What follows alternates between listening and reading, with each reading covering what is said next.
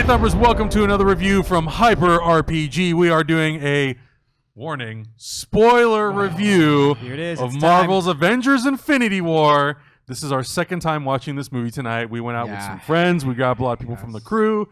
Cameron and Emma were there. Naeem was there. We brought as many people as we could. Best Pooch reaction was of the night. was there. Pooch. Pooch was there. It was Shout good out to see to Alex Pooch. Puccinelli. You guys got to understand something. Like I know we've three been hit up with people that watch our shows or whatever. And they're like, oh man, I would love to watch one of these movies with you guys. That seems like so much fun. We're kind of doing this a lot. We're kind of doing the opposite. Yeah, we're kind of quiet, analyzing. What are they gonna Alex say? Puccinelli, anytime one of those moments happen, he was like, "Oh my god!" Like he started to clap at He one would point. lean out. So He was the longest clap when Cap first showed up. yeah, Wasn't he holding it the longest? Yeah, when Cap shows up, he started to clap, and then everybody else started clapping. It was just. I loved sitting next to him for this movie. Great. It was great. It was a really good group, and again, another really good theatrical experience. I would say that maybe the press screening was at least for hours. Oh, way more rowdy. Way more rowdy, Mine especially was for pretty rowdy. for two instances in particular. But there was definitely two instances in this one where people definitely were like,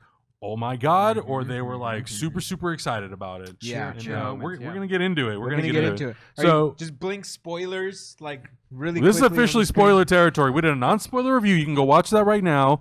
First of all, I want to give a shout out to everybody who's been joining the Patreon. We're so close to unlocking Hyper Heroes live every week, so jump down to Patreon. And if you want to get your tickets for Infinity War, do that down in the description as well. Use the code SQUAD and get $5 off your first purchase. My God, if you don't go watch this movie immediately, you're crazy. But What have $5 you off. been doing? Also, we need to point out that we're reusing some of the magnets here. we are, which is great. We've rebuilt the roster of the movie. We've rebuilt Infinity War here. Yeah, as best as we could. We're missing Knock a some couple people things. out, We but are. yeah. I just have to read this text message from Zach. Okay. So Zach's in Memphis, Tennessee. He's doing something really cool with St. Jude. And Zach is the #1 Thanos fan from the comic books. And this is not him jumping on the bandwagon. This is not an MCU thing. Like, this dude is hardcore comic book Thanos pretty much since as long as I've known him. Yeah. He's been like, this is my guy. He fucking loves the character and the things that they've done with him. He loves Jonathan Hickman's Infinity, that whole lead up. He loves the Infinity Gauntlet. He just loves Thanos. And he's been talking about, before this has come out, he's trying to temper his expectations. Just I'm just going to try to go in it. They better nail it. They better do it right. Level-headed. He's just trying to went into it. And then he texted us He what? texts us this. He goes, "Fuck me! They did it! They fucking did it! They made a fucking Thanos movie! Fuck me right in my cynical face!" Fuck me right in my cynical It's great. face. It's great. Perfect. Sorry to all the kids that watch our show. So sorry. Sorry. But yeah, so this is our second time watching. We got to watch it on Tuesday. Going into it the second time for me, I love being able to watch it a second time. One, because we saw it in 3D. Yes. Two, because now that we really absorbed the movie the first time, it was now all about just experiencing it and letting other people experience it. I was on so much adrenaline during the first viewing. Yes. My heart was racing the I was whole nervous. time. I couldn't sleep the night It was before. anxious and stressful. Yeah. I woke up in the morning nervous. I was like, why am I nervous today? I legit shouldn't be nervous, but I was like, I'm going to this movie later. I hope I get there on time. I hope that my seat's I better get a clear. good seat. I better get God damn it, there better be a seat there for me. I better not wait too long in concessions because I'm going to miss something. Yeah. I was nervous about it. And so watching it the first time is really overwhelming. Yeah. And I imagine for a lot of people who have only seen it once that you're left with a lot of questions and a lot of overwhelming emotions that I feel like when I saw it the second time, I was like, okay, I came in with a clear head. Yeah. I knew I picked up on things that I didn't pick up on the first time. And it's just, there was a lot of really cool stuff that the second viewing really cleared up. Yeah, absolutely. I mean, this movie's nuts. This movie kind of just starts with a bang. If you saw Thor Ragnarok, you kind of know what the outcome of that movie was. Yeah. And if you didn't, here's what is so clever about it. With the Marvel logo, you hear, this is the Asgardian freighter, the refugee freighter. We are not a warship. Yeah, not so a you're warship. like, okay, and then poof, getting attacked, and then you're like, oh, I guess these are Asgardians, and Thor is there, and then, you might be surprised by, we have a Hulk. Yeah. But I think the movie really tries to make it so that new viewers, I didn't see a couple of the movies. Is that okay? Right. They let you know what the stones are, who Thanos is, who the Guardians are, you know. And in each of their intros is really a little slice of remember their this world. movie? Yeah. You know, we go to Wakanda and it's remember this movie? So they're each they're trying to give you those intros are just masterful. So good, but that's how the movie starts, and then and so if you saw the end credit scene, there's a scene of you actually see Thanos' warship And this movie just starts right away with that, and we see all the Asgardians. Most of them have all been killed. Heimdall and Loki and Thor are really the only survivors that we see. Correct. And we're left to assume Valkyrie was also killed. We're left to assume like We don't Korg know. and Meek. We don't know. But and I caught it later in the movie. Thor does say he killed half of my people, and I'm like, he said half. did half get away? Where'd the other half go? Because the whole ship was gone. Right. He destroyed the ship with the Did power they have stone. some transports? So if you notice though, when they were on Gamora's planet, he rounded up half the people, and the other half survived. Yeah. So, do you So think did he let maybe- people escape? Maybe he did. Maybe he did, and that's something that like little future speculation here. They might have like a flashback scene where if they're doing like a Thor Where they 4 show that. and they Right, bring right. back Tessa Thompson, it's like, oh, you're going to be Valkyrie again in Thor 4. Yeah. And if the audience is like, but wait a minute, they might show like Valkyrie and maybe Korg and Meek like helped half of the people and they launched in escape pods, and then Thor 4 could be about Thor if and when he survives or I don't whatever, think Meek made it like then. like bringing the Asgardians back together and maybe resurrecting them, and we'll talk about that later. But like we might see that. That would be kind of cool. Yeah. And in that scene, we got to see Hulk facing off against Thanos, which holy shit, that was so amazing. The choreography is phenomenal. Yes. Yes, it was brutal So because good, man. the Hulk's never supposed to get beat up that No. way. The first punch, you hear the Hulk go, and you're like, oh, no, Hulk's not supposed to Hulk feel smash, pain. please. He does not feel It pain. sets those stakes. I mean, he Yeah. wasn't even really using the Power Stone yet. No, it not was just really. beating the shit out of him. Yeah. And I could tell it worked because Pooch was the one going, oh my God, Yeah. like with just each one of those brutal hits. And the reason why I like his reaction is because Pooch, he boxes and like he's into the martial arts. Yes. So he was really impressed with that. It felt like Thanos really knew what he was doing when he was fighting, and it just starts a brutal tone to the movie that Totally. just never relents. Totally. You see little moments where you think, it's funny with Loki because Loki's this character. He's been mischievous ever since we met him. But this was the one time that I was like, man, I really don't feel like he's going to turn on Thor. I think this is all going to be a setup for him to try to either escape, save his brother, or try to kill It's been movies Thanos. now Yeah. that they've been kind of doing this back and forth. And in Ragnarok, they did team up. Yeah, And they for did sure. have that moment in the elevator, and Loki did try to Call for help. betray him, but Thor betrayed him first. Yeah. So there was this moment of, I was rereading the fantastic review of Thor Ragnarok from writer on Slash Film that's been posting them each and every day. I know I sent you guys the links. And he just finished. He put up his Black Panther review like today or yesterday or something. Read them all. But in Ragnarok, he says in that film, at the end when Loki shows up as the savior, because he's like, your savior has arrived, to when he's helping the Asgardians, Right. he does kind of mean it, but he's still showboating while doing it because Absolutely, he's Loki. yeah. So Yeah. you're absolutely right. I think that when we get to Tom Hiddleston's Loki in this, at the beginning of this movie, it's like, it's just like, fuck, man, this is Thanos. This and his people are the guys that gave me the scepter to begin with. Like, Right. shit, kind of a deal. Yeah. He's gotta pay I need the to right my piper at this wrongs. point. Yeah. So right off the bat, we can start off by taking these two guys out because Loki and Heimdall, Loki man. and Heimdall get taken out real They get quick. taken out right in the And then beginning. I want yeah. to point this out. I forgot who told me this or pointed it out to me. The fact that Hulk got the shit beat out of him and Heimdall sends him away, that's why Hulk doesn't come out the rest of the film. That's why that happens. That's why when Banner's calling on him, he's like, no, because Hulk's never been beaten like he's that. never got, but I And, think there's an ulterior motive too. What is it? I think Hulk saw something, and I'm not sure what it is. Saw what? On I don't know, On maybe the on ship or? no, before that in Ragnarok, because there's a whole part of the movie that we didn't get to see where Hulk becomes like this warrior champion on Sakaar. right on Okay. Sakaar. So Okay. there might be something that he remembered from Sakaar that like, oh, I shouldn't show myself yet, as like a chess move later on in the okay. next movie. It could be. Because you also hear him asking, why, what, why? It's not like he's just being an asshole to be an asshole. I feel like Right. there's a motive behind him not Yeah. coming out. Yeah, and Banner says at the end, like, oh, Hulk, you and I a got lot some to- stuff to Exactly. figure out, pal. Exactly. On that Yeah. note, I don't mean to jump ahead, but I will say this: in the first trailer, the very ending shot we of that know. trailer, And and not Hulk, in the movie. Hulk is in there. It Yeah. was a Hulk is ploy, in there. dude. It was a ploy. So was a ploy. I'm so curious to see whether or not that was changed, if Hulk actually Yeah. did show up at the end of this movie, I- or if that shot was just specifically made for the trailer. Question: could that be possibly a shot at the beginning of Avengers 4? No, because wasn't War Machine? No, War Machine was in War it. Machine and Falcon is in it. Black Widow. Yeah. There was Black Panther's in it. yeah. Yeah, Winter Soldier. that's right. He's the one that's running. Yeah. No, I think No. that I That think could've just That been a was just trailer shot. contrived. It was contrived just for for the the trailer. Yeah. Yeah. Yeah. Because again, it's like They also showed in every trailer the Hulkbuster suit. Yeah. And only a couple people were like, maybe Hulk is in that. Right. Like Iron Man gave it to Hulk Yeah. to be in this suit because Iron Man's in other places and they're kind of putting two and two together. But then when Hulk shows up at the end, I think it was just like it's another Thor eye situation. Yeah. But I think I do agree with that. I think Hulk has some shame in losing to Thanos, and I think that's why probably he doesn't. But we'll find out. It's gonna be real interesting. Hulk in Ragnarok was like at toddler level. Yes. Right. The terrible twos. He's starting to rebel against still sort dad. of in that. He's starting to no, and Banner's like, you son of a bitch. Yeah, definitely. I think both of those are valid points, but I feel like there's another reason why. Sure, could be. It would be awesome if because we saw the Collector in this. Yeah. We don't have a little thing for him, but we saw the Collector. We didn't see him get killed. We saw him recreated by Thanos with the Reality Stone, but he did get killed. I would love it if the Grandmaster were in Avengers 4, if they brought back Goldblum for something, and maybe there could be a flashback or something to do with like Hulk knows we got to go to Sakaar to get a thing to fight Thanos, whatever. Like that would be cool, but.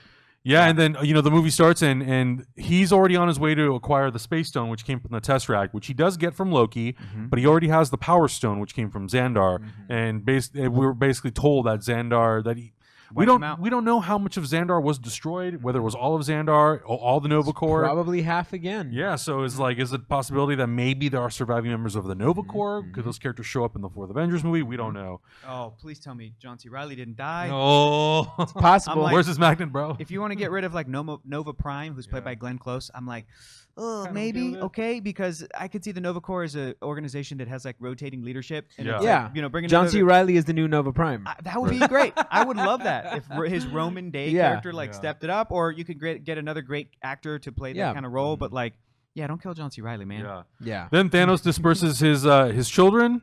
Ebony Maw, Corvus Glaive, Cole Obsidian, and Proxima Midnight. By the way, let's talk about them and how badass they were. Yeah. The character designs were amazing. Really good. Ebony Maw, I think for me, was like probably my favorite. Yes. Yeah, Ebony Maw was definitely the most threatening, very character. Creepy. I feel design-wise, Corvus Glaive was my favorite. Corvus Glaive was a really cool design. Just because of the kind of like the elfish design that he had with the staff, but as far as like threatening and powerful go, the Maw had. Well, and that's the thing. Ebony Maw was an interesting character because he seems to be like the least. He comes off like the least powerful one. He comes off, and this is just the design thing, but he kind of looks like the eldest of the four. Yeah. Like, but man, he is very powerful, and he even says it. He very much even says he's like your powers. Your powers have nothing against. And then Iron Man goes, "Yeah, but the kid's seen more movies." Which was so good. Yeah, man, the audience will fucking love that. So great because then that led to the Iron Spiders for the first time when Peter did that. We got to get into that too. I know. The one that I feel like got shafted was Proxima Midnight. She had a lot of face time. But I will say I do like that fight scene with her, Black Widow, Scarlet Witch, and Okoye. It's so good. The CG on her was fantastic. Her voice was great when she did speak. It had like this weird gravelly radio frequency kind of thing to it, which I thought was awesome. So instead of me kind of rehashing the whole story, I guess we should the basic premise, which you already know anyway. Yeah. Collecting the Infinity Stones to try to wipe out half the universe. Yeah. Having to sacrifice his own daughter, which that scene is absolutely so incredibly well acted by Zoe Saldana and Josh Brolin. Yes. I was so impressed. Every scene with them. They were so good. Zoe Saldana in particular, I'm going to say she was the best actor in this film. She was so damn good. She almost moved me to tears with this second viewing when she was asking Peter Quill to maybe kill her. Yeah. It was brutal. Yeah. And then, like we were saying outside of the movie, the actress who Emma was saying is the little kid actress that they got to play young Gamora was perfect. So good. Yeah, she was really good too. So really good too. Gamora's dead. To me, the standout was Thanos, hands down. This is a Thanos movie. You and I talked about it when we got in the car. Yeah. This is some of the best motion capture for that sort of type of a character I've ever seen in a movie. Ever. It's incredible. Ever. They captured the nuances of Josh Brolin, all the tics, the facial movements, the brow movements, the way his mouth would move. Leathery face. Oh Like you felt the wrinkles in his chin. Yeah. When he was crying. Yeah. When he was after he killed Gamora, you could see like the little twinges that were happening in his face, and they would go into his wrinkles. Yes, it would go into the little scars that he had on his face. The CG, it was so good that I didn't even have to question it. Yeah, and I know a lot of times it happens with a lot of these Marvel movies. We get to the third act, and sometimes the CG tends to fall apart a little bit. I know it did in Black Panther for me. It feels a little too animated. A little rubbery. In this, I was really impressed that all the way to the very last minute of this movie, the CG is very well put together. Yeah. It holds up incredibly well. Everything looks extremely realistic. They definitely threw everything. They threw all the money and time at this movie that they could. Yeah. And I think it paid off incredibly well. And specifically, you could tell that if they did have to allocate a budget, it was all towards Thanos because that shit had to work. And if there were sequences where you could tell there's a lot of green screen because like a bunch of actors are on a fake ship in Wakanda and it's all green screeny, I'm like, it's fine because they're spending it on the Black Order. They're spending it on Thanos. They're spending it on Titan looks the Ebony so Maw, damn good. Yes, the Ebony Maw fight in New York and that whole choreography and that those was characters amazing. and like they're spending it on Spidey and so the CG, I think there were a couple moments where I'm like, yes, this is a computer generated thing. This is a fake thing. This is a fake background. It's a green screen background. I don't care. That's fine.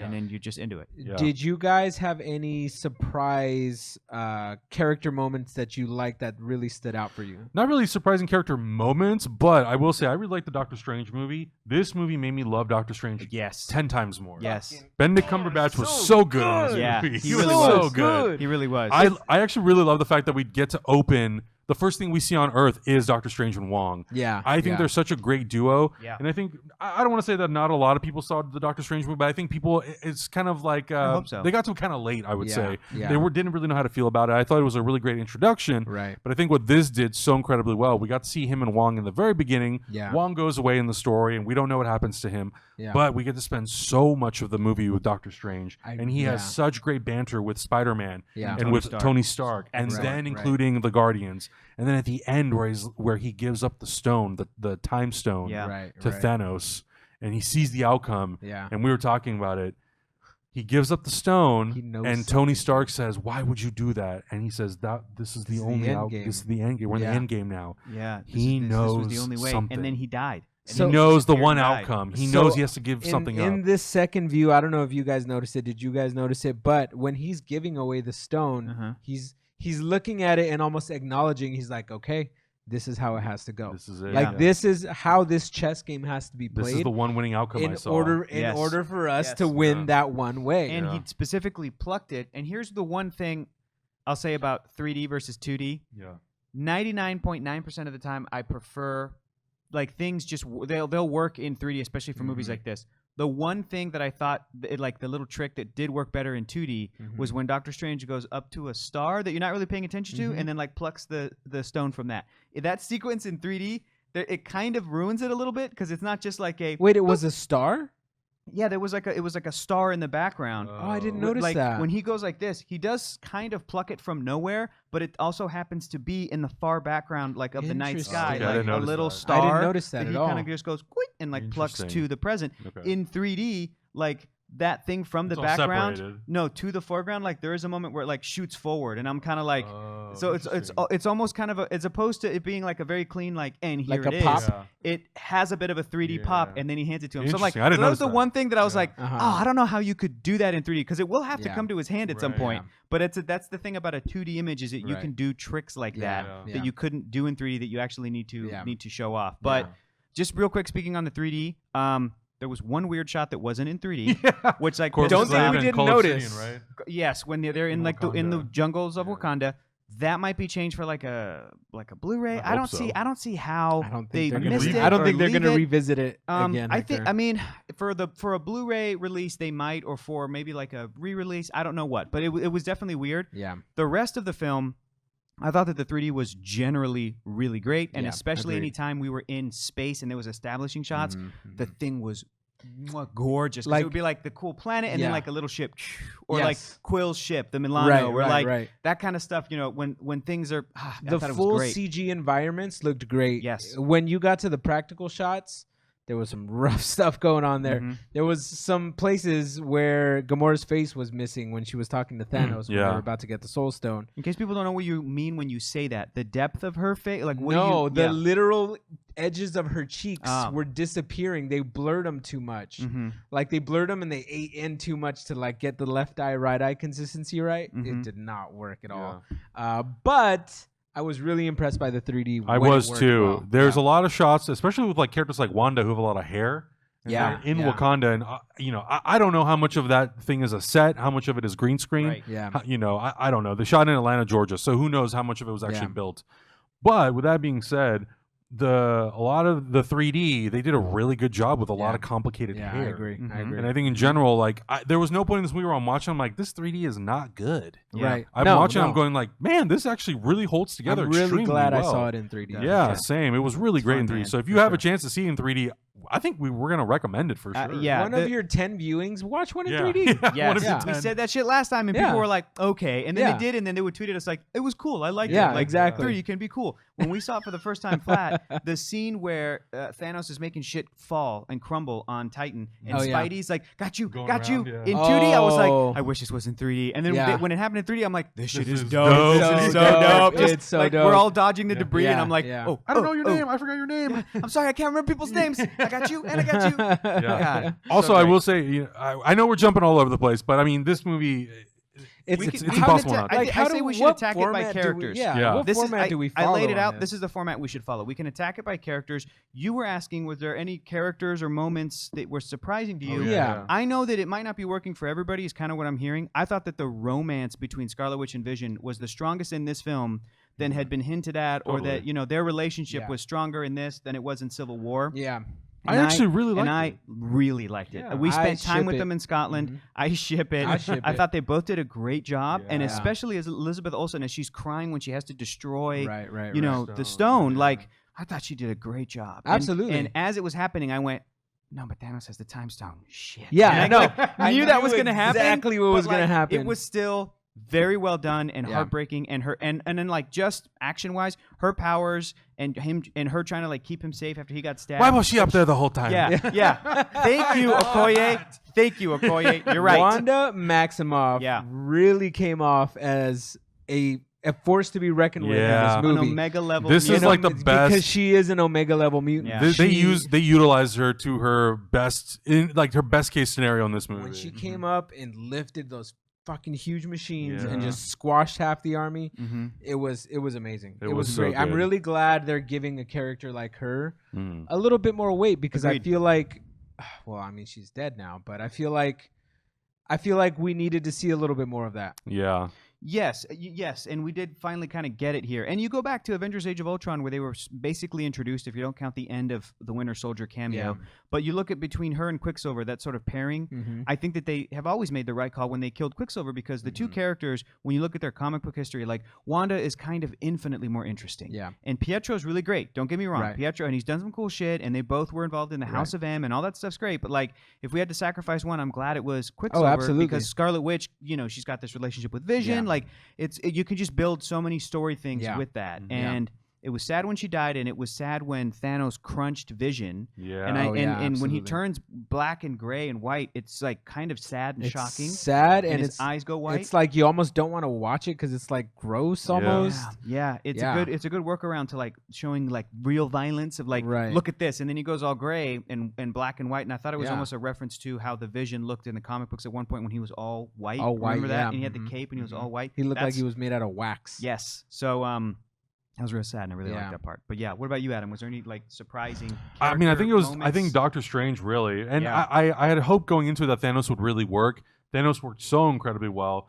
I think he may have taken the top spot for favorite villain. I think him, Eric Killmonger, and Loki are at the top right Oh there yeah, for me. absolutely. To make that character a big 7-foot villain Yeah. Yep. work like that, and to Yeah. really understand the mechanics of how he thinks. And I think that's the big important thing with a lot of villains that we don't get. And I think The Dark Knight, the one thing that did so incredibly well, Yeah. it established how do you make us care about the villain Right. and their mission, even though like Right. they're a bad guy, Right. they're trying to destroy the universe and all that sort of thing.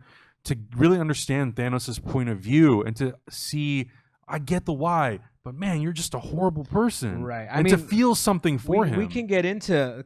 I feel like this movie did a really good job. So Thanos was explaining his motivation, and at the end of the day, it was balance. Yeah. He was the person to bring balance to the world, and he says, "I'm the only one thinking about this, and having nobody the will else, to execute and the will to execute this." Yeah. We see that visually represented in the child Gamora scene, in which he's balancing the blade, but also in the background he's balancing the world by killing half the people and keeping the other half of the people alive. Yeah. Now he wants to impart that balancing over to Gamora.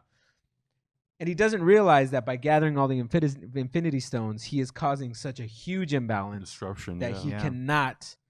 Something's going to happen that he cannot keep these Infinity Stones, which is what I think the next movie is going to go to. But that also speaks to how the Russo brothers balanced all these characters well. Every time I was watching a scene, and then I'd be like, "Oh, what's going on with Doctor Strange?" Boom, there we are. Holy shit, I'm learning about Doctor Strange. And then once that's going, like, what's going on in Wakanda? Boom, there we are in Wakanda. So it's just the Russo brothers carried the motif of balance, not only just through Thanos, but also in their storytelling, their character balancing. Like, I'm sure you could even go back and see how they're balancing, like, the composition of the shots and all this stuff. Yeah. I'm a big fan of balancing myself. So back in the day when I worked at In-N-Out, one of the guys, there was this spinning thing that you used to dry the French fries, and it was wobbling on me. And then one of the guys was like, "No," and he like shook it around and evened everything out. He's like, "Balance." He's like, "It's all about balance, just like life is all about balance. It's all about balance." And I was like, did I just get a life lesson, like working French fries and In-N-Out? Because that shit was deep. That's very Mr. Miyagi at an In-N-Out. You're like, it was very Mr. Miyagi. But for some reason, that always stuck with me. And then when I saw it in this movie, I was like, fuck, man, I understand Thanos completely. Like, and I don't blame him for wanting to balance out the world. Sure. But at the same time, he's becoming a beast that is causing imbalance. It's the way in which universe. he is doing it that's wrong. Exactly. And I just love that whole theme across this entire movie. As a comic book reader, it is different than his normal motivation where in the beginning, where he is infatuated with and loves death, Lady Death, the personification of the cosmic idea of death. So hard to do in movies. Yeah. People were speculating, is that Hela? Is he just in love with Cate Blanchett? Because maybe we could all buy that. That might be a shortcut. Because if she's the goddess of death, maybe she's death itself. I'm glad they didn't go that route because I kind of like what they did with Hela. Yeah, she needed to die. But there is an element of that I feel like if anybody could have made that work, though, it could have been these amazing storytellers, like the Russo brothers and everybody involved. Could have found a way to make that work. When Thanos actually snapped his fingers and went to what it looked like, again, the sort of Soul Stone realm, and it was all orange, and it got so quiet, and everybody it's so great about the audience in the theater is that everyone was just like, what's going on? You could hear people whispering, "What the fuck?" And he turns, I'm pretty sure. And when there was like a shadow of a being there, my first instinct was like, "Is this death? Like, are they actually going to do it?" Like, he didn't get noticed by death until he does it, and then death will turn around and be like, "Thank you, Thanos, for whatever." But it was Gamora, and I think she still represented death because little girl Gamora. At this point, Gamora's dead. He sacrifices her next to the Red Skull, which is dope. The Red Skull came back. That's all we got to say. The Red Skull came back. That's it. Not voiced by Hugo Weaving, but Ross Marquand from The Walking Dead because he's a brilliant mimic, like vocal actor. Anyway, there's an element of Gamora still representing death, and then kind of asking Thanos, what did it cost? What did it cost? Everything. Yeah, and then she's like crying and upset, and we cut away from that. I kind of look at that scene as like that basically that representation of Gamora is, to me at least, interpreting it as like that's the day that Gamora really died. Yeah. Even though she's a survivor, that was the day that she really died. When he won. When he won. He was able took her away from her people. Kidnapped her. On the second viewing, it definitely this movie it still moves. But you do notice, you do realize like how many times the movie slows down to spend time with Thanos so that he can tell us about his philosophy. And that shit is key because it's deep. You need to know that to care. And you can at least understand his perspective. And especially with now the stones are being used as like storytelling devices where the reality stone turns Titan into good Titan. And you're like, fuck, man, like that. And then he goes, and then it became it turned into what I predicted anyway, you know, just like whatever. But all of that stuff, it was key. It was key. So agreed. Did you talk about your favorite, Augustine? Not yet. No. I feel like I have several favorite things. just because the action moved really well. I feel like I got a super comic booky movie. Yeah. Like Star-Lord flying around for some reason really does it for me. Like Yeah. because he's just a dude flying around, but for some reason like when everybody's like flying around and shooting their blasters and Spider-Man's jumping through portals, like saying magic with a kick, magic with a punch, and I'm like, this is incredible. It's hard for me to really pinpoint like a really good standout moment for me. Thor also gave me some amazing moments when he came back with the Chris Stormbreaker. Hemsworth is so fucking dope as Thor. Yes, I love this. It's really cool. I've fallen in love with Thor more and more as this universe has been built out. And I think with Taika, that's really worked the most. Like I liked him in Age of Ultron, but I think with Thor Ragnarok, I'm like, I'm really into this character now. And with this movie, I'm like, this character is badass. I feel like that really let Chris Hemsworth really get explore Thor and be kind of silly, but also come back and be a badass. It's Hemsworth's Thor now. Yeah, exactly. It's their interpretation of Thor, and it works on screen. It doesn't have to be the comic book Thor, because you still get that badass moment when he comes in with Stormbreaker and just demolishes a ring of just aliens. Audience cheered. Yes, awesome. Audience cheered. There wasn't a lot of cheering in our theater, but that got a huge cheer. Yeah. And Chris Hemsworth scene earlier when he's talking to Rocket about everything he lost, brutal, and Hemsworth crushes it. Yep. And then, of course, his best interaction friend, with my the brother. Guardians of the Galaxy was So good. hysterical. So like, good. so damn funny. And Him then we and lose Star-Lord. Groot. We lose Groot. Groot did a good moment, but we lose Groot lost at Groot. the Oh end. yeah, Groot died. And Rocket Groot is was the reason why the devastated. Stormbreaker comes together. Yeah. Exactly. Which so, I really like, because Groot, for the he's being a cynical little asshole teenager, which is great. It works by so the way, well. what's a D-hole? Dill hole? D-hole. Dick hole? Dick hole. So no. Is it a dick hole? Yeah. Because That's what I assumed. Rocket calls Groot a D-hole. Yeah. I don't know. What does Groot have to poop out of? Like He had to pee, apparently. He had to pee, and then they were talking. It's like, just go do it in a cup, and it's like, and then Rocket said something like, it's just little twigs or whatever. So like he might have to put little pieces of himself, and then he's like, I am Groot. I think it was Thor that was like, empty it in space and then do it again, like use the cup again. Thor said that, so they were like, he was just kind that's of what that complaining. was. He was complaining, and then Rocket he had and to Thor pee. were just like. And that's when Rocket was like, "You could speak Groot." He's like, "Yeah, it was an elective. It was on an Asgard." elective Like, on Asgard. like fucking with him. You You know, so yeah, so he So has to good. he does pee and poop or something, but it's just like twigs. Yeah. And I think they're Interesting. telling him to just do it there because it's like it's just- not gross to us, yeah, dude. it's It's just just twigs. you. Yeah. It's just you like breaking twigs off. Yeah, you know, that's logs, your if waste. you will, break them He's off, breaking pinch them logs. off. Yeah. A little bit more to your point of balance, I think with explaining the motivations of Thanos, also balancing the characters, Absolutely. but balancing the different sort of genres almost. Tones. Yeah, the man. comedic tones. And, we know James Gunn came in to do some sort of a pass on all the dialogue for the Guardians. Yeah.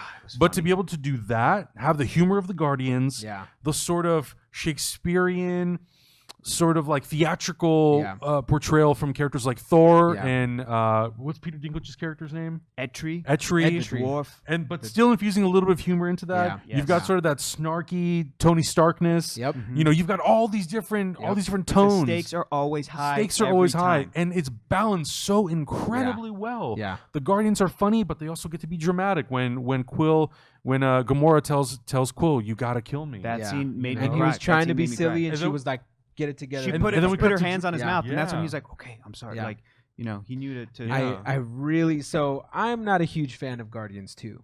Okay. I feel like they were over exaggerated in that movie, and in this movie, they were written beautifully, Yeah. like perfect pinpoint. I love Drax's weird ass humor. So Like good. when he So was good. he was like, "I've mastered the art of staying perfectly Yeah. still."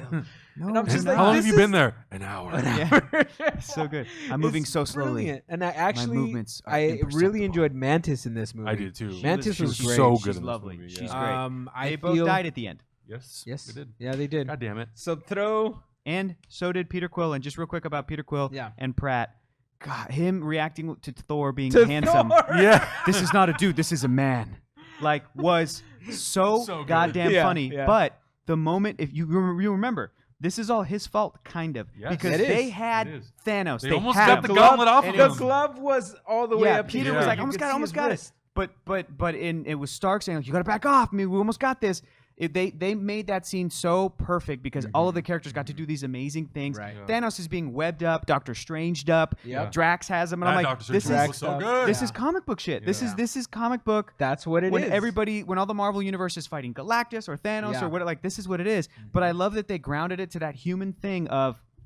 Again, remember when Peter Quill found out that his mom was killed? Right. And he immediately just Lost shoot that like, shit. you shouldn't have smashed my Walkman, and you don't love me now. It's one of these moments of just heart where he Pure emotion. wanted to just he wanted to kill Thanos, and it him was up. heartbreaking. Yeah. And I loved it, and he is the reason for everything kind of going to shit. But God damn it, man, he was great, and he was like you were great. saying, dude, to see him jumping around on Doctor Strange's things, Yeah. like Yes. that whole stuff, like With it was just the amazing. team ups are just Yeah. that's what these movies are all about, Yeah. man. We even get that great like misunderstanding. Let's fight first Yeah. between Yes. the Yeah. Guardians and then Oh, like yeah. Doctor Strange and Spidey Yeah. and Iron Man. It was great. Like, you know Thor? It's like, what am I Yeah, supposed to- that, what am I that supposed to say? not so good Not so looking handsome guy. Not so What am I handsome supposed to say? Jesus, you're from Earth. No, I'm from Missouri. That's on Earth, dumbass. Like that stuff was great. Yeah. It was Yeah. really great. Yeah. So the All Guardians that were awesome. And also, one of the things that the Russos did talk about, they said, look, there's gonna be characters in this movie who don't necessarily have the spotlight in this movie. We're gonna change that up for the fourth one, and the characters Yes. who don't will in the fourth one. Predicting Nebula's one of them. She had some Yes. great moments. Yeah. She was Karen great. Gillan is great as always. They're Love definitely Nebula. setting her up for something. Yes. Because for I think something. she, if you read Infinity Gauntlet, which a lot of this is inspired by, she is kind of the reason that they win. Yeah, in the so end. the She, original Infinity Gauntlet, yes. she's the reason why Thor Yes. or Thanos gets destroyed. Yeah. Exactly, and I love what they've been setting up over movies because I've been going back and forth. I'm like, who do I want to kill Thanos if he is going to be killed? Yeah. Which character? Which one deserves it? Right. I would have said maybe Gamora, but now she's gone. Nebula might be this person because we all saw, especially in Guardians 2, like what she went through when she talks about it, just like over and over again. Not right? even that. When she says, "You should have killed me," and Yes. he's like, Yeah. "That would have been a waste of parts." Ugh. Fuck, Yeah. that's brutal, Yep. dog. I That's your also- daughter. If Drax comes back, I would also love for the Destroyer to be able to yeah. actually take Yeah. him out because he transferred that hate that he had to Ronan. Yeah. He transferred it to Thanos at the end of Guardians 1. He's like, it's really Thanos that I should kill, and he did have a little thing, and Star-Lord has that great moment. He's like, no, like, trying to stop him, like, no. So the Guardians Yeah. are great. Nebula was great. Okay, let's move on. Should we? Oh, Okay, so everybody in Wakanda. Oh yeah. I everybody mean, in Wakanda. Dun, dun, what- dun, so- dun, dun, dun, dun, dun, dun, dun. Oh, so good. I can't pull those things, but every time M'Baku would chant, Yes. Jesus Christ, I wanted to punch something. Like I just wanted to get Just up that excitement. and run towards like danger, Yeah. and be brave because Speaking it was- of running towards danger, yeah, when the entire Wakandan army and the select Avengers are running yeah. at all of those aliens, and then through the crowd burst Dude. T'Challa and Captain Cap. America, I was like, I am all into this shit. Yeah. It was I've so never fucking been- good. Pooch reacted to that. Oh yeah, big It was time. amazing. I've never been so excited by two men running before. Neither have I. It tickled my jingles They everywhere. like jumped over that Yeah. river Yeah. and like Pooch was Yeah. like, oh shit. Yeah. It almost- that it was almost- my favorite Pooch reaction. it almost felt like a callback to the Incredible Hulk Mhm. when Emil Blonsky, the Abomination, first gets the thing in him, Right. and when they first fight the Hulk, like they're showing all the guys running, and he's Yeah. like, Mhm. like, Oh, yeah, yeah. You that's what it Mhm. almost felt like. So Totally. that specific shot, I was like, I think this is the Incredible Hulk homage. And Yeah. again, Infinity War has so many moments where I'm like, they really did turn each one of these movies into essential Mhm. viewing Yeah. because there's something from one thing from each movie is referenced in this film. Mhm. Even if you're like, hey, I didn't like Age of Ultron, when Bruce Banner's like, but Vision, you're me, you're Tony, you're the Scepter, yep. you're Ultron, you're yeah. it's Yep. just like fuck, like they really everything is just being built on it. Yeah. T'Challa, I'm so sorry, Naeem. Naeem was heartbroken. He Naeem- was legit heartbroken. When I heard Naeem and Emma and Cameron head to the car, yeah. I heard Emma go like, he's gonna come back, Naeem, like because Naeem was just so devastated. His heart was broken. When the movie was over, he was sitting behind me. First thing I did was get up and turn to him, and I'm like, I'm so sorry about T'Challa, man. He was just like, and I heard him go like, what the fuck? Like Yeah, when it was yeah. happening, yeah. he was fantastic in the film. I And mean, he also screamed out loud because there was a poster, that big video poster outside. yeah. He was like, "Come on, man, it's too soon. Yeah. He just died." Oh yeah, when they're like, Yeah. the screens are changing. Yeah, at the theater we exactly. went to, and then it was Yeah. like they showed Black Panther and Yeah. Oh, everybody the in movie's still in Wakanda. theaters too. Yeah. Yeah, I yeah. know. Yeah. That was I feel amazing. like, I mean, everybody cheered when the word Wakanda came up on. Yeah. Oh, like hell everybody yeah. was We just really heard excited about The that. Ludwig Göransson, like, Yeah. Theme. like and before Steve could even say like, Yeah. I know a place. Like Yeah. everyone was like, yeah, it's Wakanda. Yeah, baby. Yeah, This is- baby. Love that they incorporated that theme. We do not know if Shuri is alive or dead at No. the end of the film. We don't know, but we do know know M'Baku and Okoye survived. Yeah. Oh yes, they Okoye survived. and M'Baku survived. T'Challa, unfortunately. Yeah, So these are our T'Challa's- survivors so far. Yeah. This is Yeah. everybody, and this is Red Skull, and this is the to be determined Yeah. pile. So Yeah, TBD. they were great. We got Let's- Thunderbolt Ross. Thunderbolt Ross showed up for one Yeah. scene, Yeah. which That was was fun. which was nice to just have it. It's a nice was connecting okay. thread from Civil War. Yep. Rhodey still Rhodey alive. makes it. Rhodey makes it. That was cool. Rhodey's showing his true colors as a true and blue friend. Yeah, Yeah. He's- absolutely. he's- Do you have any awesome. regrets? And he said, not anymore. And I'm Not like, anymore. he switched. He changed Yeah. sides right there. He's going to get a court martial. Yep. And Martial's he, coming. he had a Yeah. great moment where he was like, hang back, Sam. You're going to get your wings singed or something. When he's like, Yeah. "Dude, Unloading all those like, grenades. Yeah, that That was was so tight. Seeing War Machine Yeah. unload is how I Yeah. want it. I have always Oh wanted my to. god. So as a kid, I collected Marvel cards, and every Marvel card I collected of War Machine had him with his Gatling gun out, Yeah. had him with missiles coming out, both arms just like totally unloading. Yeah. And I feel like I totally got that. And Yeah. and when he did that Apocalypse Now kind of nuke Yeah. line, that was really That was, awesome that's too. what I'm That talking was about. It was, fucking yeah, it was very Apocalypse Now. It It was great. Yeah. So Yeah. love them. And Sam, unfortunately, did I? No, we're Nope, not there there's yet. Sam. But- not Sam yet. bit it, and Bucky. And Bucky. Mr. Cap Sam. cannot keep his allies. I don't want. around, I man. love Cap, Just but lose I his don't want to be his allies. best friend because Yeah. I'm gonna die. Being his best friend, man, you just get Yeah. killed, thrown off trains, Yeah. arms replaced. Love the moment where Anthony Mackie's like, "This is awkward." When Yeah. Bruce Yeah. showed back Yeah. up, Yeah. he's solid as always. Yeah. And Bucky, Wolf. my favorite moment with Bucky was when he picked up Rocket and just threw. Yeah. That was Yeah. so dope. Just a great callback to like Yeah. Groot and Rocket Groot from and the Rocket first from the first Guardians. Guardians. And Yeah. also, how much for the arm? Yeah. He Walks doesn't say away. anything. Doesn't say He's anything, like, walks away. "Oh, I'm gonna I'm get gonna that get arm." So good. I believe it. I believe he's gonna get the arm It's eventually. amazing to me that the only surviving member of the Guardians is Rocket.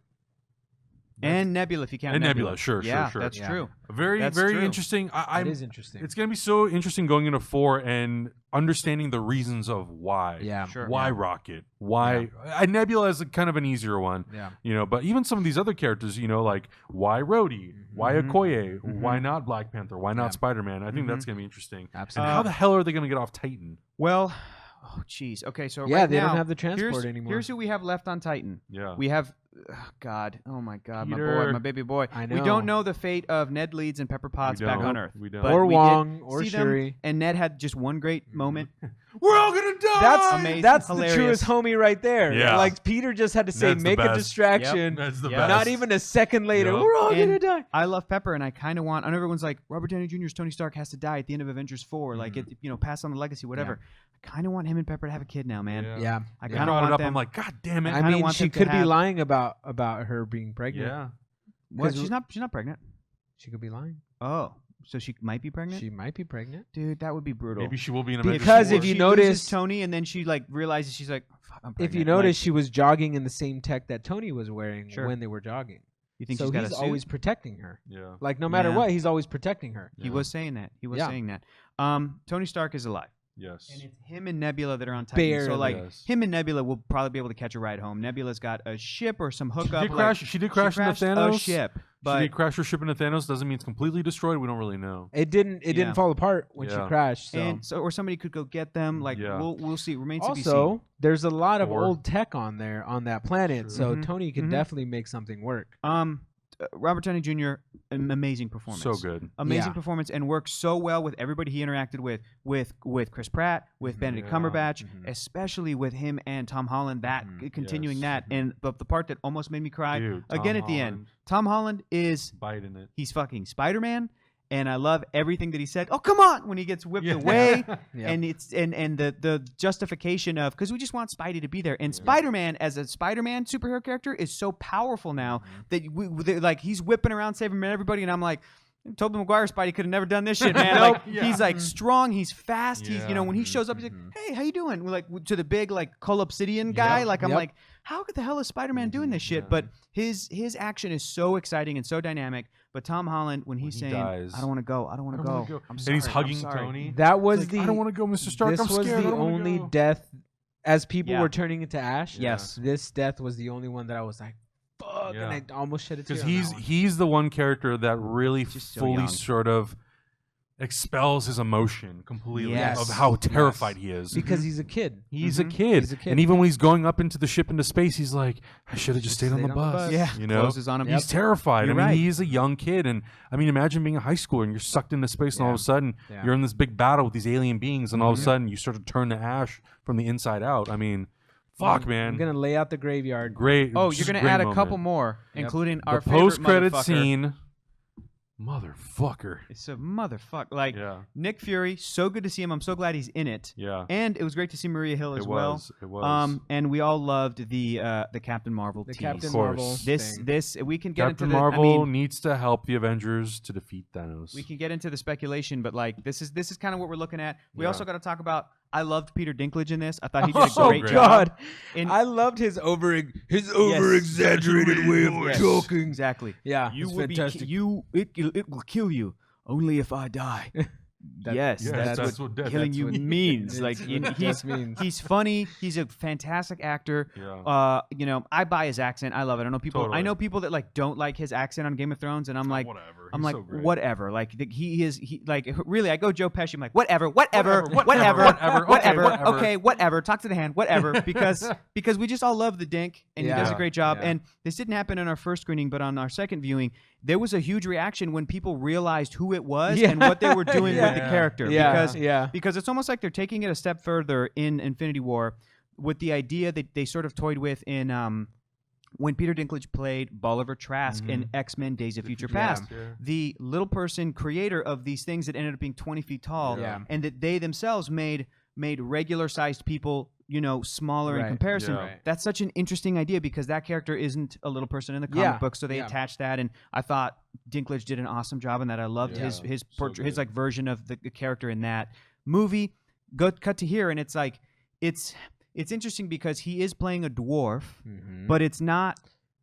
I think it's it's a gonna giant dwarf. Yes, I think it's gonna like it kind of pushes it into the positive because he is playing a dwarf again, but it's not the sort of stereotypical way we're used to seeing Yeah. little Right, people right, right. actors. They're And even powerful. It's powerful doors who have an Yes. incredibly important role in the Marvel and universe. he and everybody else he meets, even 6'6" Thor or Yeah. whatever, however tall Hemsworth is, like Yeah. they seem smaller to him, and this guy is so powerful, and you buy that he's the person who forged Mjolnir. Yeah. You're like, all right, they did it with this sci-fi stuff, but also it's kind of mystical and shit. It's that Yeah. old-timey like Yeah. Norse mythology Yeah. feel. Yeah. And I thought he did a great job. I really like that they solidified the fact that Thor's hammer was made just by it's not made of a dying star, but it was forged Right. with the heat of yes. a dying Yes. star. It's Yeah. so it's different like materials and metals and Mhm. it opens things up to like maybe Tony can go and get a suit of armor made over there sick. or like Now you just Oh my God. hey, you're not that far away because something similar to that shit happened in the comic book series Fear Exactly. itself, Exactly. where it was like Iron Man and Thor were kind of the main characters of it, and they sort of remember the end of Captain America? Earth's Mightiest Heroes, the animated series. No, what happened? Remind us. That's what happened. Does he? He goes and gets He a goes Norse- and he So goes dope. to that smith and he gets a suit made That's so dope. from Yeah, like right? made out of magical Mjolnir metal. for sure. Yeah, and so Uru yeah, metal it's- or whatever. That's whatever dope. they called it. Yeah, so that opens up a whole nother Mhm. can of worms right there too. Mhm. Okay, so we have praised the shit out of this movie. Yeah. Yeah. Any complaints about the movie? There is an element of I don't know how well this can work if this is the first Marvel movie you're seeing. To me, it's still as awesome and as exciting as something like Star Wars. To me, and this is absolutely them doing Empire Strikes Back ending. Yeah. This is their Two Towers, Yeah. or this is their Fellowship of the Ring. Absolutely. It's like we'll see you next year for part 2 for the real conclusion. And I thought that the ending was ballsy as fuck. I cannot believe it ended on the snap. I cannot believe that half of the characters, it looks like more than half of the characters are More dead than half of the versus what we characters, yeah. have left. I think I love that shit. Yeah. And I love the reaction as soon as it was like it was on Thanos' face and then it cut to black. Right, And then it right. went directed by Joe and Anthony Russo. And people were like, "What?" Yeah. Like Yep. we Pooch were was going, like, what? the Pooch. fuck? Like, Yeah. huh? And and our first screening, people were clapping when that Yeah. title card came up. But in our second screening, people were like, "Wow!" Like it was just like landing on Yeah. everybody. So, Yeah. but the question is like, can somebody just go and see this? For better or worse, do you need to have seen every single film that leads 18 movies before you can truly get it? And is that a bad thing? So You know? I watched it with my girlfriend Cynthia, Yeah. and she's not a huge, like, she follows it, but not like we do. Sure. She had very minimal questions Because about they do a things. good job of setting it up. They do a really good job of setting things up. But at the same time, when she talked to me about it, she said that she had wished that there was a little bit more of an individual character arc for every character.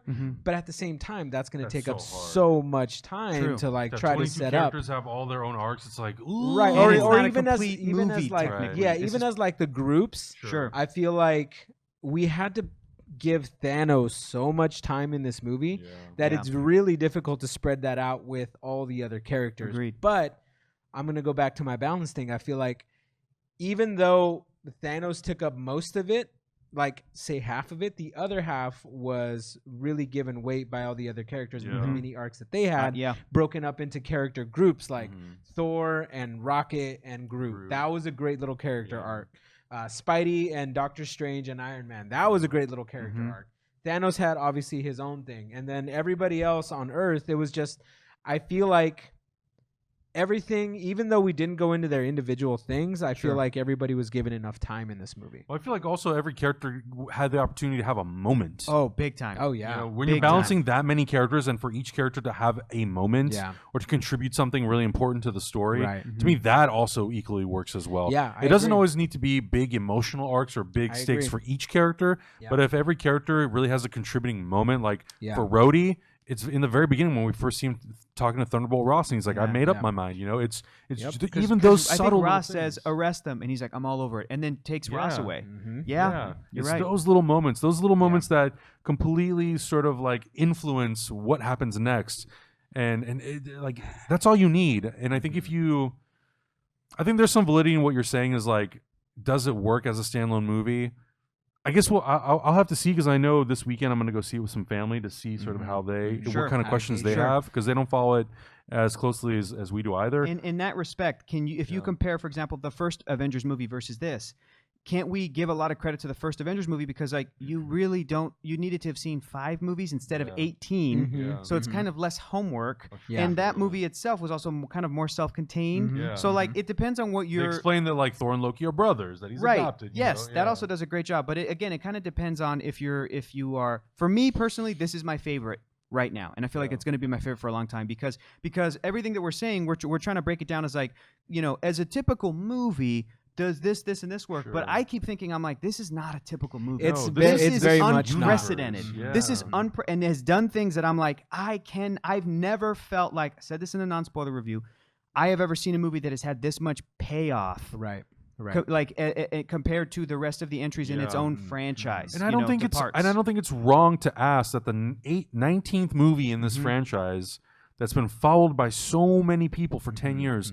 That this movie is what it is. Yeah. I think if you did try to make a movie where it caters to brand new viewers more so than people who have kind of stuck around for 10 years, you're not taking full advantage. Yeah, and you're kind of doing a disservice to the movie and the story. I agree. I don't feel like this should be the movie that people should jump in on. Yeah, this is your introduction to the Avengers. If this is the one where you're like, I guess I'll go watch that's like going No, go watch Black Panther. That's like going into the Dark Knight trilogy and starting with the Dark Knight Rises. Yeah. You missed the whole beginning of the story. Agreed. Yeah. So it's definitely, so as a standalone Marvel movie, maybe not so much if this is going to be your entryway. As far as payoff goes for the past 10 years, my God, Jesus, fuck, did payoff, but also set up for a big 4th movie. Yeah. So here's what we need to look at. Yeah. Cameron pointed this out. The main characters that were left alive are the 5 of the 6 original Avengers, and we can assume we're already calling it. Clint Barton survived the rapture, if you will. And how do you get somebody who's retired to get back in?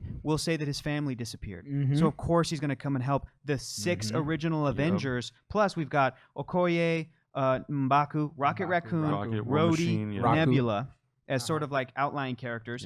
And Cameron was saying, like, what better way to sort of close this chapter of the MCU than to have the 6 original Avengers be leading whatever sort of charge and have that moment almost recreating the iconic 360 shot. And because we might not see Captain America 4, Iron Man 4, Hulk 2 with Mark Ruffalo, or Thor 4. But we probably are going to see Spider-Man Homecoming 2, Doctor Strange 2, Black Panther 2, those franchises over there. So Guardians 3 is happening as well. So I feel like what's going to happen in part 4 is that these people will rally and figure out a way to undo the snap so that those beloved characters do come back, and we'll see Ant-Man in the mix, we'll see Captain Marvel in the mix. But after that happens, we might see some legitimate death where like Captain America might die, Iron Man might die, Thor might die. I mean, if you think about it, it's giving the founders basically a beautiful send off. Exactly. Because now watching this movie, if they would have killed Steve and Iron Man in this movie, it would have been terrible because the arc is not over. We ended on a high note basically, and now I feel like it's gonna be beautiful and tragic when they go out. I agree. I think I would have felt a little bit cheated if either Iron Man or Captain America would have disappeared because I think you need that moment in Avengers 4 where it's reuniting the original Avengers. Okay, we got to start from square one. How do we rebuild the team? What do we do? How do we defeat this villain? And we need Cap to say Avengers Assemble. If Cap doesn't say Avengers Assemble in Avengers 4... I'm calling it right now. This whole thing has been a build-up. To just that one line. Since Captain America... No, for real. Since Captain America, the first Avenger, cut to the Avengers, the cutoff in Age of Ultron, which was great. Avengers, cut off. I think what's going to happen is Tony Stark, Steve Rogers, Thor, whatever other masterminds are part of this group are going to, again, undo the snap. And not only that, but like summon everyone, every fucking character. I don't care if they can't get an actor, you're going to green screen them in. Like, I want to see every single one of them across the horizon. It'll be Thanos kind of like looking up like I actually think the children of Thanos might get resurrected as well. And then it'll be like probably. What is this? And then Cap will go Avengers Assemble, and it's fucking everyone, and they'll do that recreation of like either the opening shot in Age of Ultron when they're all jumping, but that 360 shot, and imagine the camera whipping around and hitting every character in the MCU, and they're all doing a thing in Captain Marvel and Ant-Man and the Wasp, and like holy shit. So the other thing too, also when they go to get Stormbreaker forged, there is a gauntlet. Yeah, there is another gauntlet. There's another gauntlet. That Do you think that might come into play? And Thanos, when he did the snap, it expelled so much power. The gauntlet kind of fried. Yeah. Does that mean it doesn't work anymore? Maybe he needs it. I mean, his whole left side was fried. Yeah. You could see it up on his neck. Stone's still intact. Stones are still intact. So but far, the gauntlet that we know is of, the thing that's. It looked really fried. So man. maybe he has to go and get another one. The other thing too is one other thing we're talking about was Ant-Man and the Wasp. How does that play into the story? I told you guys it's going to open and it's going to say 3 months ago. And Cameron and I were talking, I think Matt as well, like when we went to go see it, that it might be a case of that movie might be happening concurrently with this, where the events of Ant-Man and the Wasp will happen, and then at the end of it, maybe even in a post-credit scene, that's what I was like Scott will turn on the TV and it'll be like Tony Stark missing, the thing's happening, and then they'll be freaking out, and he'll go to Hope and go like, do we need to jump in or whatever, and then maybe after like a couple of hours after that, or 24 hours later or whatever, that's when people start rapturing. Hank Pym disappears. Michelle Pfeiffer's new resurrected Janet disappears. Maybe even Scott's daughter Cassie. Maybe Luis. Maybe Dave. Maybe like I'm hoping Wasp can stay, but if Ant-Man and the Wasp are alive after the rapture, they get thrown in the mix, and it's like, and it's Tony Avengers Stark 4. finding him, and it's like that's Avengers 4. But Adam that way and they could still have their own movie, Ant-Man and the Wasp, and at the end it's like, guys, we got to remind you about Infinity War. Adam and I were talking about that, and I feel like it's going to be a post-credit scene because Marvel does a really good job of not assuming that you've seen every movie. True. Right. So if they ended it with Hank just disappearing, it might kind of cheapen it. Plus, it takes something away from their movie, and I think doing it in a mid-credit scene or a post-credit scene, it's a really good way to be like, oh, by the way, this connects to this other movie that came out this year in this way. And so here's more hype. Exactly. Yeah, just like we got a Nick Fury rapture. And in Ragnarok, they did in Ragnarok. That movie ends and it's like fun. And then there was like a mid-credit scene that ended with like Thanos' ship showing up, and right after Thor said, "What could go wrong?" or whatever, and then Thanos' ship ended, and it ended in end credits, so that you could still have this fun like Taika Waititi Thor Ragnarok. That was cool, but and then really, when it starts, you're like, "Fuck!" Like it's like you're like, "Oh, that was not fun." Other characters that we don't know. So the Nova Corps, we don't know to what extent they've been destroyed. Don't kill John Cena. Valkyrie. What's going to happen with Valkyrie? You guys made me feel like she did escape now with half of the Asgardians. Yeah, it's possible. Which is fine. Lady Sif. Adam Warlock, Legion 13, and obviously we don't know what happened to Aunt May either. A couple predictions. I don't think Adam Warlock is going to be in Avengers 4, but I think that after the events of Avengers 4, when the raptured characters come back, including Star-Lord and Drax and Mantis and Groot, when they come back, the end of that, they'll save the day, but it'll still be like Gamora still died. But because Gamora was killed in like the Soul Stone, and we saw Red Skull still alive, that there could be some sort of metaphysical. I think Guardians of the Galaxy Volume 3 could be Peter Quill so distraught that he's like, let's go get her. I'm gonna go save. Like I love her. I'm gonna go sacrificing the Soul Stone back for Gamora. Maybe. Maybe he gets it from the good guys at the end of Avengers 4. That like, now we have this gauntlet. What do we do? Let's spread the stones again. Let's we'll give one back to the Vision. We give one back to Doctor Strange. But like, what do we do with the Soul Stone? And Peter's like, give it to me. I'm gonna go get. Back to Vormir, because in the comic books, the Soul Stone or the Soul Gem is like a metaphysical place, and Adam Warlock lived there for years, and so did Gamora when she like died, and then they were able to like escape it and kind of be resurrected in the real world. And if at the end of Guardians 2 they're setting up Adam Warlock, maybe Adam Warlock could play into Guardians 3 in going to retrieve Gamora, resurrection like that. So that's what I think is happening to the Guardians. Prediction about Thor: if they do want to do a Thor 4.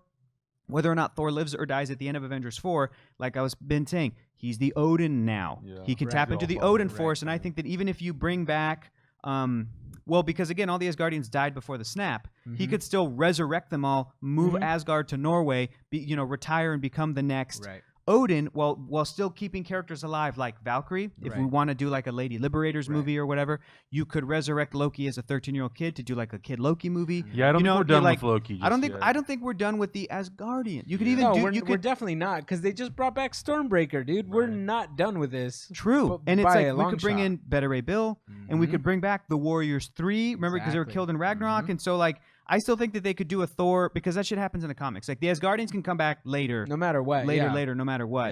Not to say that it won't be a moving sacrifice if Thor dies in Avengers 4, but like that's what I think's happening there. And then I don't know. Yeah, fuck, man. This is a big movie to unpack. There's so much. It's really a lot, and I feel like it's gonna take a couple of weeks of us just continuously talking about it in order to like really unpack this. To me, that's what makes this movie so good. And you're asking the question of like what maybe didn't work for me as well.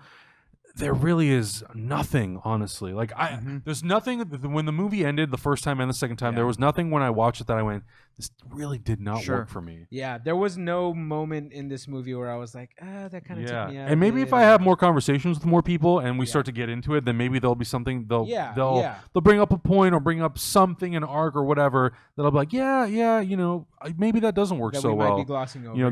There was one thing I was talking to Ryan, our friend Ryan, with, and he was talking about like where does the Black Order come from? Like, why are they serving Thanos? And it's like, well, we know that some of it was cut. We know some of the backstory was cut. Let's get a Black Order movie then. And it's like that doesn't really matter. Like if this guy is the Mad Titan, like every villain who's existed in a movie franchise of some kind, they have their minions. Yeah, we don't really explain where the thugs come from. Crazy disciples of. Yeah, exactly. Like they're followers. I've been of watching cult documentaries, and these people just get cult followers like nobody's business. Exactly. So that's what it feels like with Thanos and what he's thinking about.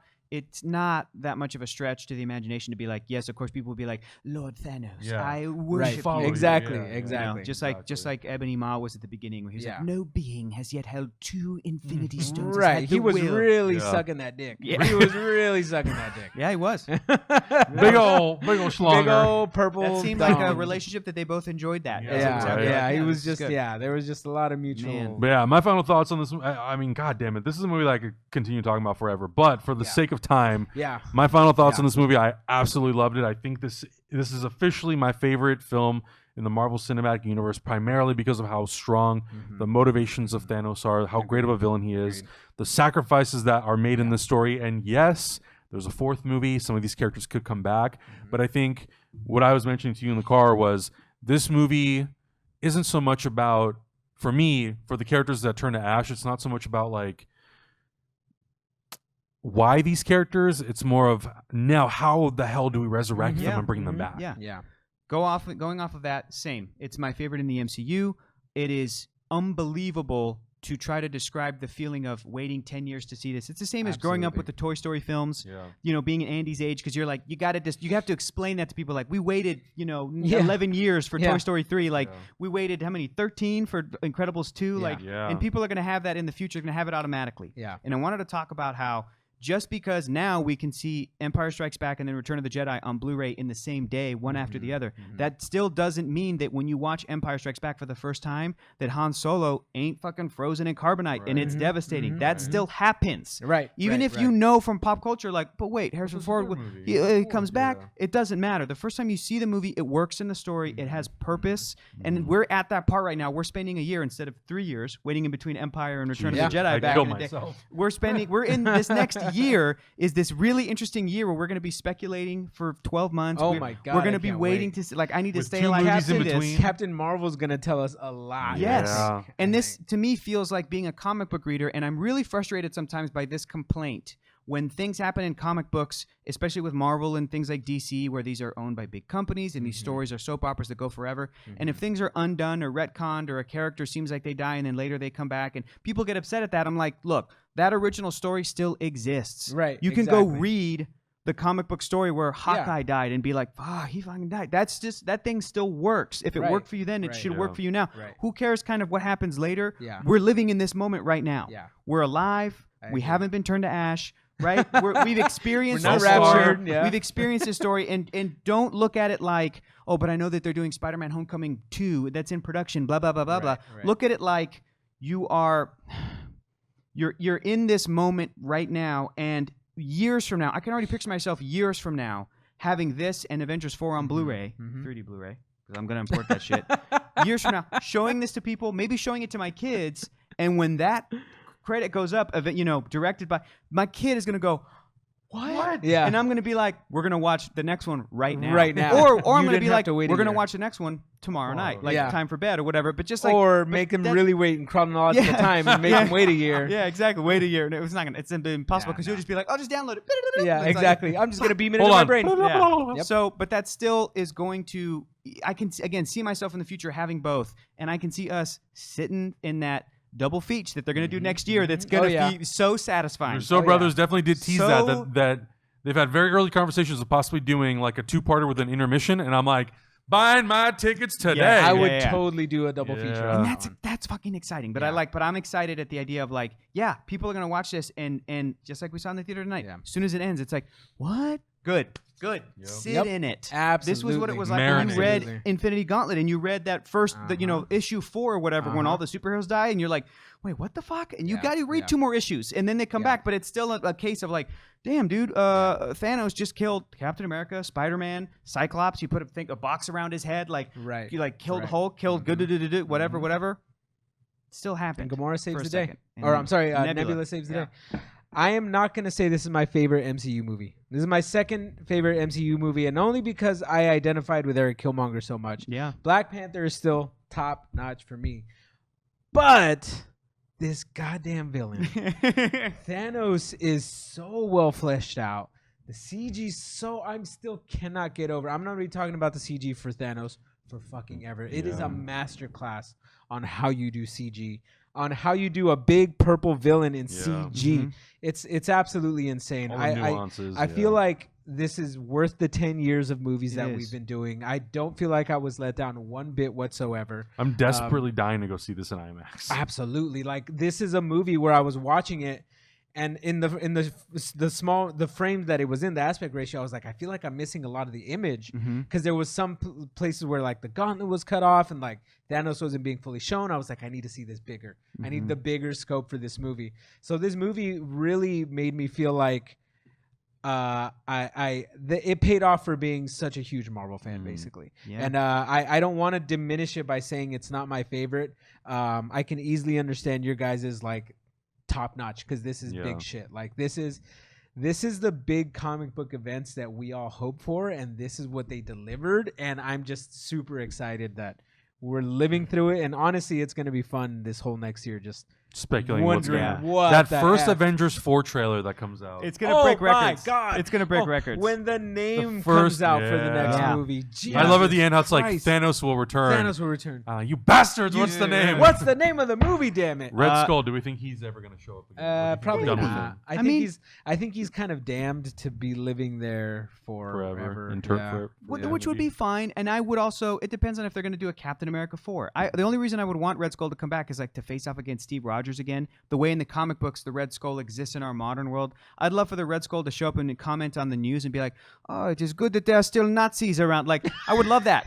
Because it's like, yeah, dude, there fucking are. My brothers. Like, yes, he's like, I am a I big see fan. Hydra has still infiltrated the world. I really like how things happened in Charlottesville, and I am also a big fan of this American president. I like this Donald I like Trump. this Biff Tannen president. Yes, that would be great. But if they never do it, fine. But I would also love it if he were to come back. If they could convince Hugo Weaving to just come back and maybe just do the voice or do a motion capture thing like Josh Brolin, because now they have the seat. Like they'd be like, Hugo, you don't have to put the thing on. Yeah. Here's the script. It's really good. Let's do one last Captain America 4 with Steve Rogers, and But if he doesn't want to, then I would say leave him up in the Soulstone world and focus on hand the shield to Bucky or Falcon or whatever. Yeah.